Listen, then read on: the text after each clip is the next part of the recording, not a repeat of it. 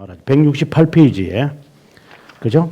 알렉산더 핸더슨, 그 다음에 170페이지에 시작하는 조지 길레스피, 그 다음에 173페이지에 나오는 세뮤얼 러더포드. 그래서 스코틀랜드의 종교개혁자를 대표하는 사람 세 사람 이렇게 보셔야 됩니다. 다 이 사람들은 독실한 장로교도. 그래서 장로교 기초를 세운 사람은 제가 지난 학기에 강조를 많이 했지만 앤드루 멜빌입니다. 그래 지금 우리들의 그 장로교 헌법을 기초하신 분이라면 앤드루 멜빌을 우리가 들어야 됩니다. 앤드루 멜빌.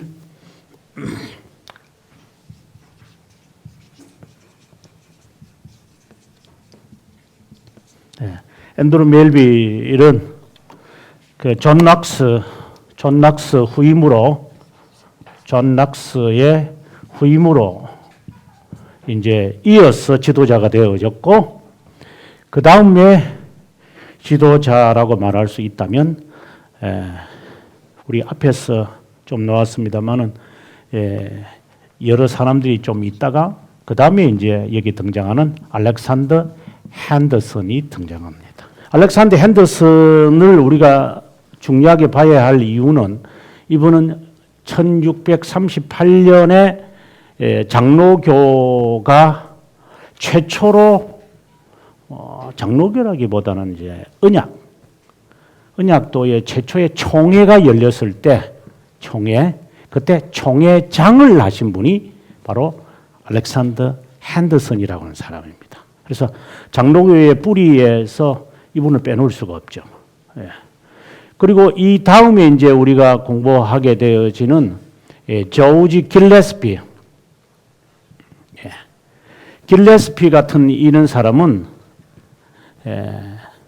장로교를 어떻게 보면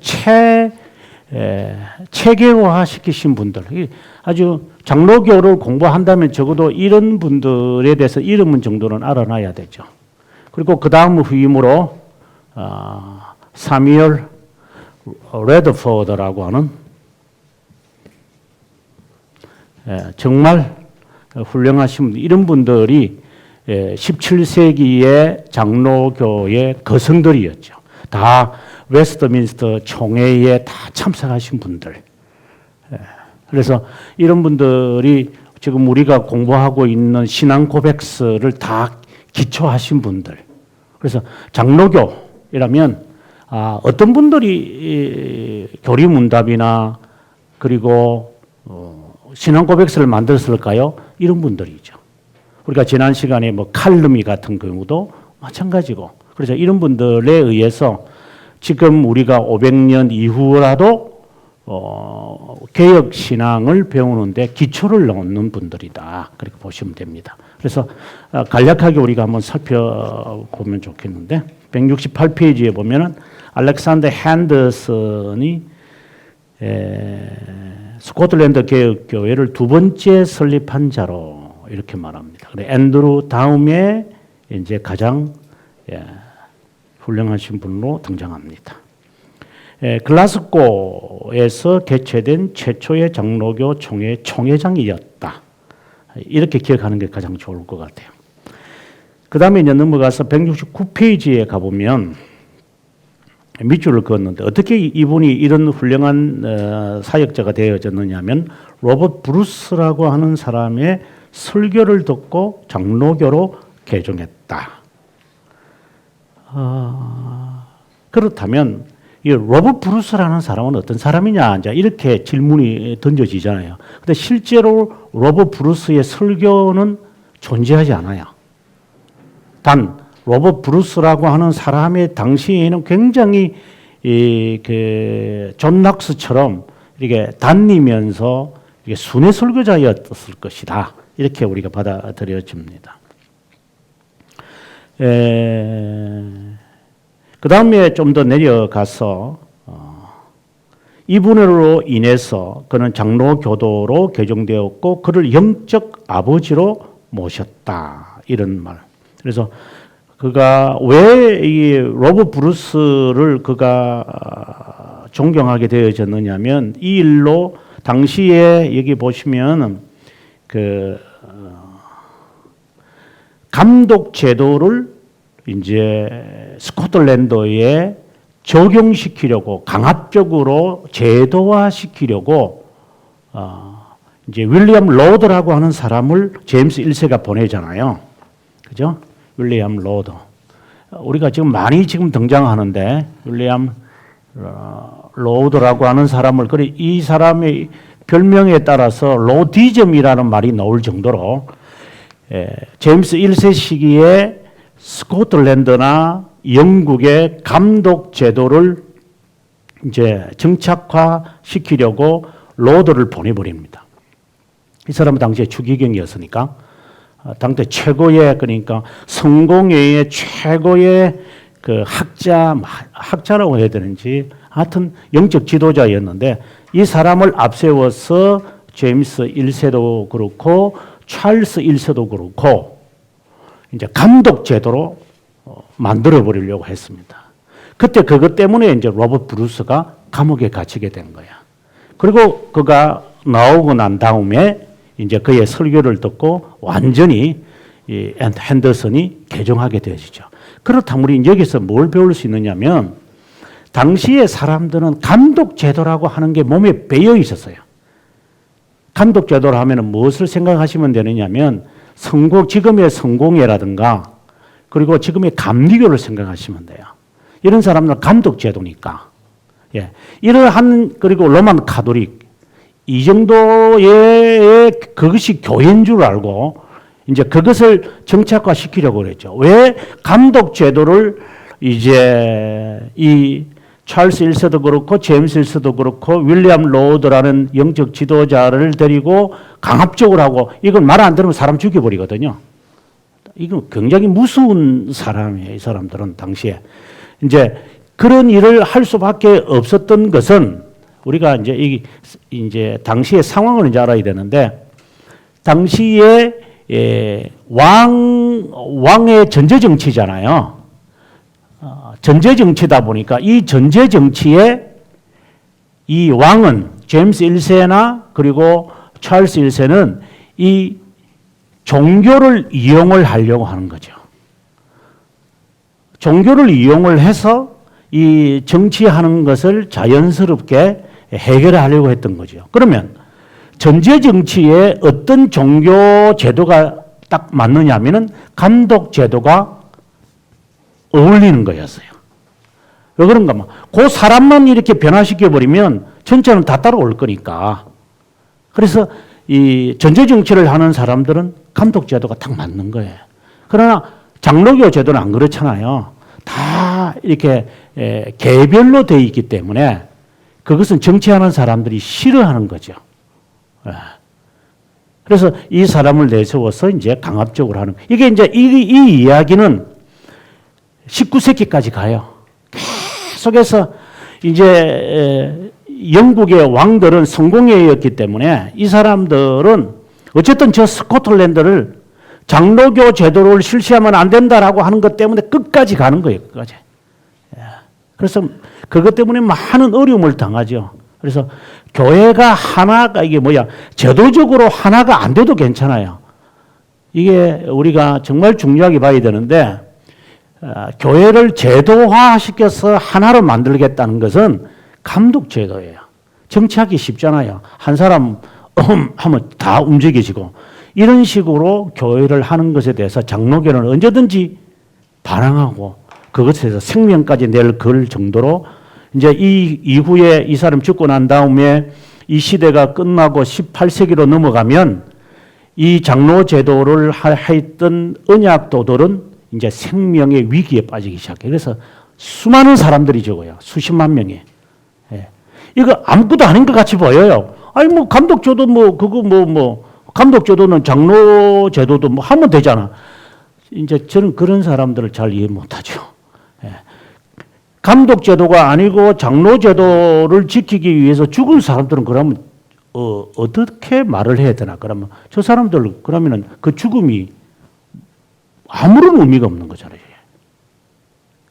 그래서 우리가 그냥 간단하게 배우는 거지만 교회는 장로 제도 염원을 한다라고 한다는 이 사실은 우리 개혁신앙에서는 매우 중요하게 받아들이고 있습니다. 그래서 한 사람이 마음대로 이렇게 하지 못하도록 만드는 그런 것을 강하게 올인합니다. 그 다음에 패러그래프를 보면 감독 제도적 정부는 먼저 스코틀랜드 교회의 영국식 예배 의식을 강조했다. 1618년 펄스에서 30명의 귀족들을 초청하여 스코틀랜드의 예배 형식을 바꿀 것을 역설했는데 거기에서 5가지 항목을 채택했다. 첫째, 성창시 때 무릎을 꿇어라. 두 번째, 5일 동안 거룩한 날을 지키는 것. 주 예수 그리스도의 탄생, 순환, 부활, 성천, 강림, 그리고 세례, 성찬, 여기 보면 성찬의 개인적 집례라고 되어 있죠. 세례도 그렇고 성찬도 그렇고 개인적으로 하면 안 됩니다.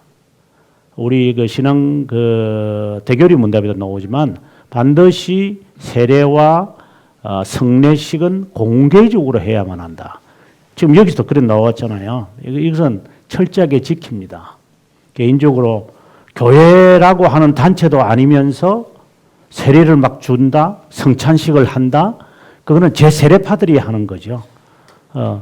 이것을 그들은 끝까지 지켜요. 그래서 저희 교회의 몸이 이제 거의 침대에 계셔서 이제 거의 평생을 침대에 계시는 분이 계셔서 제가 한 달에 한 번씩 이제 가서 성찬식을 할 때 저 혼자 가지 않고 저는 성도들하고 같이 가서 제가 하죠. 아니면 왜 성도들하고 같이 가서 개인 집례를 하지 않고 하느냐?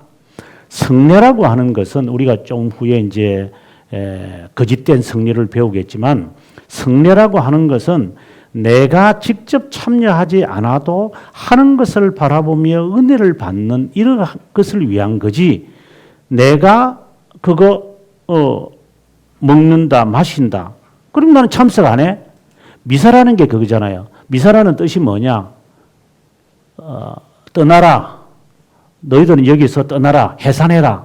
그러니까 학습받은 사람들은 다 나가라. 요 세례받은 사람만 앉아서 우리가 성찬식 하겠다. 그게 바로 미사잖아요. 그 말 자체가 그런 거거든요. 그래 하면 안 된다는 거예요. 세례를 못 받은 사람들이 어린아이들이든 누구든지 성찬식을 하는 분들을 바라보며 거기에 교훈을 받는 이것이 이루어져야 되지 우리들끼리 모여가지고 성찬식 하겠다. 안 된다는 거죠. 유아세례도 마찬가지다. 유아세례를 하는 사람을 바라보면서 아 내가 유아세례 받을 때 저렇게 받았었겠구나. 아니면 세례를 받을 때에 같이 참석을 하면서 아 세례라는 것은 저렇게 받는 것이고 저렇게 해서 내가 세례를 받았었구나. 그것을 떠올려서 교훈을 받는 것이 목적이지 나는 학습받았고 나는 교회 온 지 얼마 안 됐으니까 나는 참석 안 해. 이런 식으로 나가서는 안 된다라고 하는. 그래서 이들은 감독 제도를 하는 사람들은 개인적으로 할 수 있다라고 이제 이야기를 해버린 거죠. 아주 단순한 이야기지만 우리의 현재의 모습을 볼 수 있다고 봅니다. 이것에 대해서 반대했다라고 합니다. 그것 때문에 결국은 대법원에 소환되어 가지고 이제 비판을 받게 되어지게 됩니다. 다음 페이지에 170페이지 보면 1637년 핸더슨은 스코틀랜드 교회의 대감독 윌리엄 로드 이제 나옵니다. 이 사람 윌리엄 로드의 정책에 반대하는 지도자 가운데 한 사람이다. 새로운 예식서를 소개되고 강압적으로 사용할 것을 요구한 것에 반대하여 청원하는 자들 가운데 속했을 때 그는 기도서를 에딘버러에서 새롭게 작성하도록 도왔다. 그 다음에 좀 쭉 내려가면은 핸더슨은 감독들의 운명으로 알려진 유명한 설교를 했고 스코틀랜드 감독들에게 출교를 그는 받게 된다. 제가 늘 하는 말이지만 청교도들 치고 추방을 당하지 않은 사람은 없다. 그러니 뭐 잘 지내고 잘 먹고 그냥 이렇게 있으면 훌륭한 것처럼 보이겠죠. 뭐 쉽게 말하면 윌리엄 로드 같은 사람은 그렇겠죠. 왕의 존경을 받으면서 뭐 존경을 받았는지 꼭똑하신지는 모르지만 이런 거 이건 세대에 잘 부합한 사람이죠. 그러나 청교도들 우리가 지금 살펴보는 사람들은요 예외가 없잖아요. 지금 계속해서 우리가 보는 거잖아요. 뭐 그렇다 쫓겨나는 것이 뭐 훌륭하다라는 말을 하는 것이 아니라 이런 진리를 지키기 위해서는 어쩔 수가 없는 글이었습니다. 그 다음에 밑에 여러 글들이 있지만 그냥 읽어보시면 될 것 같고 그 다음에 조지 길레스피를 봅니다. 길레스피는 조금 나이가 어리죠. 왜냐하면 핸더슨은 83년에 태어났고 길레스피는 13년에 태어났으니까 한 20년 이상 이제 나이가 아마 이제 어린 분입니다. 길레스피를 밑에 좀 보시면 밑줄을 그었는데 칼빈주의와 청교도 신앙에서 하나님을 예배함에 있어 합리적인지 불합리한 것인지에 대한 확고한 자세를 가졌다. 그는 38년 글라스고에서 개최된 총회, 이때 총회의 총회장이 바로 핸더슨이었잖아요. 그때의 장로교를 공개적으로 변호하는데 헌신했다. 특별히 그의 왕의 심정이 주님 손에 있다는 설교에서 아가일 백작은 왕권에 강력한 도전장을 던졌다고 여겨진다. 뭔 말이냐면 아가일 백작이 이 젊은 사람의 설교를 듣고 38년이니까 불과 25살밖에 안 되는 사람. 지금 여기에 우리 찬종만한 이 젊은 사람이 설교를 이제 당시에 했다는 거죠. 그렇게 했을 때 이 백작이 그 설교를 듣고 감동을 받아가지고 당시에 영국 왕 찰스 1세를 반대하는데 앞장섰다. 그러니 당시 길레스비가 얼마나 똑똑했다는 것은 알 수 있겠죠. 그 다음에 이제 패러그래프 보면 43년에 그러니까 그의 나이 30살이네요. 웨스트민스터 총회 참석을 하여 이제 4명이 참석했는데 그 중에 한 사람, 뭐 핸더슨도 참석을 했고 길레스도 참석을 했고 그 다음 페이지에 나오는 로드포드도 참석하고 다 참석하거든요. 이 사람들 가운데 한 사람인 거예요, 이 사람이. 그때 참석을 해서 이제 웨스트민스터에서 있었던 여러 논쟁이 있었다 그랬잖아요.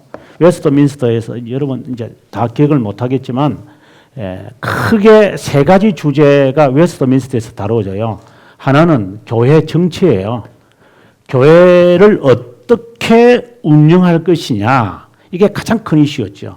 그 다음에 이제 신앙 고백서를 만들자. 신앙 고백서 만들자. 그 다음에는 예배였어요. 어떻게 예배에 대해서 우리가 할 것이냐. 이게 큰 주제였어요. 그 중에서 가장 큰 문제가 된 것은 바로 이 문제였어요. 교회 정치. 교회 정치가 당시에 크게 여기서 말하는 감독제도 하나, 그 다음에 2번째 장로제도거든요. 그 다음에 3번째가 우리가 교회 정치라고 하면은 회중제도. 이렇게 크게 3가지로 나가는데 이거 외에 플러스로 하나가 더 있었는데 에라스투스주의라고 하는 이 교회 정치에 하나가 있었어요. 이 가운데서 어떤 걸 택할 것이냐라고 하는 논쟁을 하게 될 때에 장로 제도를 강력하게 주장을 해서 거기에 참석한 120명이 여기에 다 동참을 하도록 했던 사람이 누구냐? 길레스피였던 거예요. 우리가 그 다음 이제 공화정치 시기에 이제 그러니까 독립파 지도자였던 토마스 구딘이라는 사람이 이제 우리가 배우겠는데 토마스 구딘이라는 사람은 이분보다 훨씬 나이가 많거든요. 이 길레스보다 훨씬 나이가 많아요. 이 구딘. 이름도 정말 멋있잖아요. 토마스 구딘. 이분이 이제 등장을 해서 이제 이분은 회중제도를 이제 강조하는 분이었으니까. 그래서 회중제도를 강조하고 이랬을 때에 많은 사람이 저런 식자와 저런 신학자와 저 존경받는 사람이 그렇게 말하니까 장로제도를 하는 사람들이 전부 다 저걸 어떻게 대답을 해야 되나 하고 고민하고 있을 때 길레스피가 일어서서 대답을 해서 구딘의 저 주장을 무너뜨리는 거예요. 대단한 사람이죠. 이제 그 이야기가 좀 있으면 나옵니다만 잠 볼까요?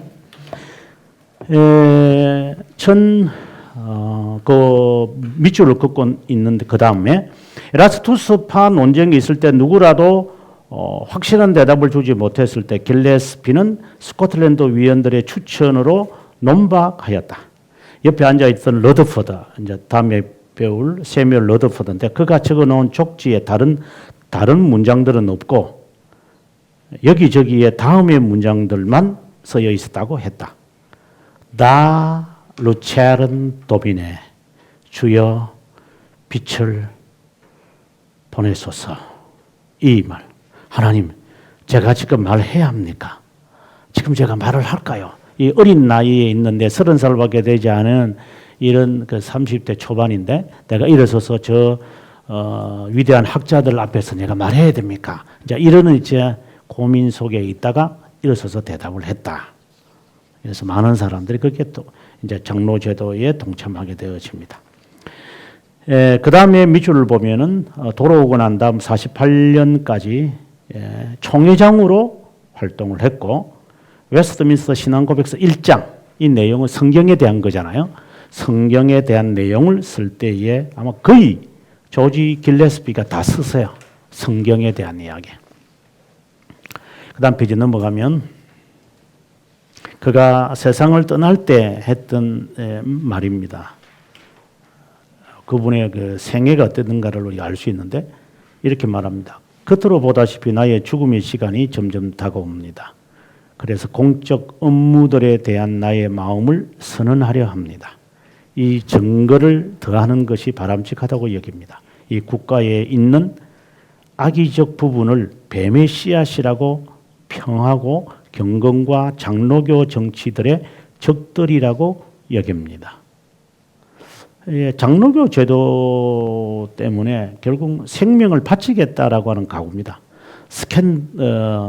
그것들에 반대하는 것처럼 행사하지만 실제로는 그 악의와 함께 모독이고 스캔들과 같은 것은 이단과 오류에서 나오는데 주님은 자신의 교회를 청결케 하시려고 합니다. 가끔 나에게 권고하기를 오염된 땅을 청결케 하시는 주님에 대한 소망을 가지라고 합니다.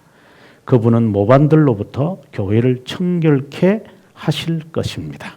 자, 이런 그 마지막 글을 이제 남기고 세상을 떠납니다. 이번에 최고의 작품은 밑에 보면 아론의 쌍난 지팡이라고 하는 그 교회의 장로교 신앙고백서에 들어가는 장로교의 내용을 거의 하나의 요약했다고 볼 수 있는 내용입니다. 그래서 사실상 그 신앙고백서라든가 이런 책들을 우리가 해석할 때에 저는 이제 어떤 분들이 신앙고백서 해설을 하는 분들을 보면서 제가 마음에 좀 안 드는 그것은 이제 제가 하지 못하기 때문에 마음에 안 드는 거지만 보면 실제로 그것을 작성한 사람들이 어떤 책을 썼는데 그분들이 이 신앙고백서나 교리문답을 만들면서 어떤 신앙을 갖고 있을까에 대한 것을 알아야 되잖아요. 예를 들어서 아론의 쌍난 지팡이를 우리가 내용을 모르고 그 다음에 신앙고백서의 기강이라든가 교회 정치라든가 교회라든가 성경이라든가 이것을 어떻게 우리가 말할 수 있어요? 그게 보면 행정관도 있고 결혼, 이혼이 다 나오는데 이것은 사실상 길레스피가 쓴 이러한 책들에게서 이제 나오는 것들이에요. 그래서 해설을 할 때는 그것을 작성한 사람들의 책들을 참고해야 되는데 그래서 해설서를 쓰기가 저는 못할 것 같아요. 너무 방대해서 그냥 설명은 하겠는데 그걸 주석을 쓴다는 것은 너무 힘든 작업이다 하는 생각을 해봅니다. 그 다음에 세뮤얼 러더포드 한번 보겠습니다. 길레스피보다는 이제 나이가 한 13살 일찍 태어나신 분이고, 그리고 언약도다. 장로교 신학자면서 언약도다. 당시에는 장로교도라는 말이 없었으니까 언약도라는 말로 다 해결됐으니까 그렇습니다. 러더포드가 그가 변화가 되었던 이유가 상당히 특이한데요. 당시의 교회의 밑에서 5의 줄에 당시의 교회와 대학교에 있었던 성적 부도적의 사건들로 통해서 그는 평생 이 부분에 대해서 절제하며 살려고 상당히 노력했다라고 되어 있습니다. 그 다음에 페이지 넘어가서 174페이지의 5의 줄에 보면은 그는 아침 3시에 일어나서 항상 기도하고 말씀을 전하고 신방하고 교리를 가르치고 글을 썼다. 정말 대단한 것 같아요. 그런데 이때 그의 나이가 30대니까 가능하지 않았을까. 저처럼 60대가 돼가지고 가능했을까 생각은 하면서 위로를 받을 수밖에 없죠. 아무튼 왜냐하면 이분이 61년도에 세상을 떠났으니까 61세 만 61세에 세상을 떠났잖아요. 근데 평생 이분이 그렇게 했는지는 모르지만 그가 목회할 때가 30대니까 그때 것 같아요. 제가 볼 때는 30대는 뭐 하루에 1시간 자도 괜찮죠. 뭐 2시간 자면 좀 미안하고 3시간 자면 게으르다고 저는 보니까 30대는 뭐 오뚜기잖아요. 오뚜기 펄떡펄떡 눕히면 일어나고 이래야지 그게 30대지 뭐 30대 때 침 흘리면서 자면 되겠어요? 근데 저는 우리 모두가 사람마다 좀 건강이 차이가 있겠지만 건강한 사람들은 그렇게 해야 된다고 봅니다. 그 다음에 넘어가서 그 사진 바로 밑에 있는 글귀 봅니다. 그는 퍼스의 5대 항목을 반대했다. 그리고 36년, 그의 나이 36살에 하나님의 은혜를 위한 변증서를 주장했는데 이 책이 아르미니우스주의를 반대하는 은혜론의 책이다. 이렇게 되어 있습니다. 그 다음에 우리가 특이하게 봐야 될 것은 175페이지에 가보면 소교리 문답을 작성했다. 그래서 지금 우리가 보고 있는 소교리 문답은 다 이분이 거의 초안을 작성했다고 보셔야 돼요. 그래서 이분에 대해서 우리 서구에 있지만 한번 읽어보셔야 돼요. 소교리 문답을 전체적으로 작성하신 분이 세뮤얼 러더포드구나 하고 이제 우리 그것을 개념만이라도 알면 좋다고 봅니다. 그 다음에 그가 썼던 글작은 그 바로 밑에 있죠. 법과 왕이라고 하는 책입니다. 그 책의 내용은 뭐냐면 교회 정치에 있어서 에라스투스, 제세례파, 독립파, 그리고 뭐 퀘이크 뭐 이런 등등의 다 기독교지만 어떤 차이점들이 있느냐에 대한 자세한 설명이 있는 글작의 책이죠. 이거 지금 제가 알기로 이거 번역돼 있죠, 변 목사님? 이거 번역 안 됐어요? 번역할 게 한두 가지가 아닌데, 그죠? 정말 이거 번역할 게 한두 가지가 아닌데 사람 혼자로서는 불가능한 것 같아요. 정말 번역할 거는 정말 많은데, 그 다음에 이제 왕정 복고 이후, 왕정 복고가 1660년이잖아요. 그러고 난 다음에 1년 후에 이분이 돌아가시는데, 그때 제일 밑에 줄에 보시면은 그의 책은 어려움을 직면했다. 책들은 불태워졌고, 그 다음 페이지 176페이지 샌 앤드루 대학교의 뉴 칼리지 문 앞에서 불태워졌다. 샌 앤드루 대학교 그 뉴 칼리지, 샌 앤드루 대학교에서 최초로 스코틀랜드 그 지도자가 화형을 당해 죽죠. 최초의 순교한 사람이 있습니다. 그 사람이 해밀턴, 패트릭 해밀턴이라고 하는 사람이 거기에서 화형을 당해 죽어요. 이 사람은 귀족이었어요. 그래서 종교개혁을 일으키기 위해서 그가 그 젊은 나이 귀족인데 다른 사람들이 이해가 안 되죠. 너 왜 로만 카톨릭 그대로 하면 될 텐데 굳이 너가 그걸 하느냐. 이랬지만 그는 자신의 뜻을 굽히질 않았습니다. 그래서 결국은 이 센 앤드루 그 대학교 그 정문에 정문이라는 게 없죠. 뭐 영국 대학교는 정문이라는 게 없어요. 그 도시 전체가 다 대학교니까. 그래서 상당히 재밌죠. 그러니까 예. 그래서 한번 가봐야 돼요. 유럽의 대학은 정문이라는 게 없어요.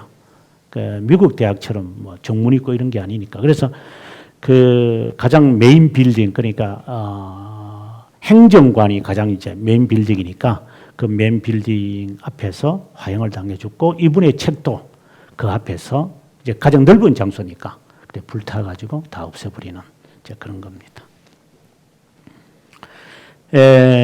그리고 그는 가끔 예레미야 15장 16절의 말씀을 늘 반복했다. 이 말씀의 내용이 참 감동적인데 만군의 하나님 여호와여 나는 주의 이름을 일컬음을 받은 자라 내가 주의 말씀을 얻어먹었사오니 주의 말씀은 내 기쁨이요 내 마음의 즐거움입니다. 칼빈 같은 경우에는 내가 비둘기 같이 새같이 내가 지적이 나이다. 이런 이제 고백이 그의 마지막 순간에도 그가 하나님 제가 지금까지 내가 새같이 제비처럼 제가 늘 지적했습니다.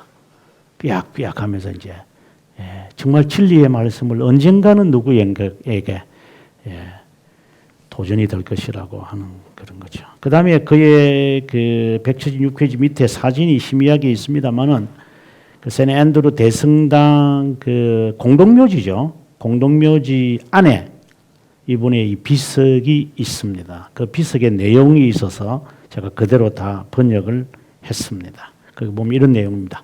여기 묻힌 분은 1661년 3월 20일 주님의 부름을 받은 센 앤드루 대학교의 신학 교수였던 목사 세뮤얼 러더포드다. 사람들이 무슨 편이나 기교로 유명한 러더포드를 묘사할 수 있을까? 그의 학문은 유명한 참된 경건, 그의 이름에 걸맞은 경건을 동반하고 있다. 그는 임마누엘 사랑이신 위에 계신 분과 대화한 인물이다. 가장 정통적이고 건전한 신앙을 소유한 인물이다. 뒤죽박죽 되어 있는 많은 무리들과는 달리 시온의 왕과 시온의 대의를 위해 그는 결코 흔들리지 않았다. 율법으로 언약을 맺은 스코틀랜드인처럼 그는 세상을 떠나는 순간까지 끊임없이 그 언약을 지켰다. 그러니까 환상으로 보았던 것에 완전한 열매를 보고자 했지만 그 이상의 환상을 가졌다. 이분의 그 유명한 책이 아까 말씀드린 법과 왕이랬는데 이 책이 여러 언어로 번역됐는데 특별히 우리가 좀 있으면 살펴볼 리처드 백스터와 19세기의 최고의 영국 그 설교의 황태자 찰스 스펄전에게 영향을 준다. 저는 이런 것들은 정말 대단한 것 같아요. 한 권의 책이 사람을 변화시켜 버리니까 저는 그런 책들을 저는 봐야 한다고 늘 주장하거든요. 내한테 좋은 책이 아니라 이 책은 사람을 변화시킨 책이구나. 우리가 이제 계속해서 이 역사책을 보지만 기독교 강요라고 하는 것은 많은 사람을 바꿔버려요. 이게 인생을 바꿔버리기 때문에 그래서 우리가 이 공부하고 있지 않나 하는 생각하는데 법과 왕이라고 하는 이 책은 목회자였던 리처드 박스터와 그 최고의 설교자였던 19세기 무디와 함께 쌍벽을 이루었던 스펄전에게 그리고 그 다음에 찰스 1세에 저항하던 언약도들에게 하나의 교과서였다. 그러니까 고통과 피난과 죽음 앞에서 그들의 촛불이 되어진 책이 뭐냐. 이 러더포드가 쓴 책이다. 그 다음에 보면 프랑스 혁명과 미국 혁명의 정당성을 부여했다. 그리고 그가 쓴 것들은 7,000페이지 이상이 되는 어이 주여 1007페이지 설교집과 교리문답, 서신 이런 것들이 있다. 네, 진짜 대단한 것 같아요. 7000페이지라니까 할 말이 없고 그건 700페이지인 줄 알았는데 7000페이지.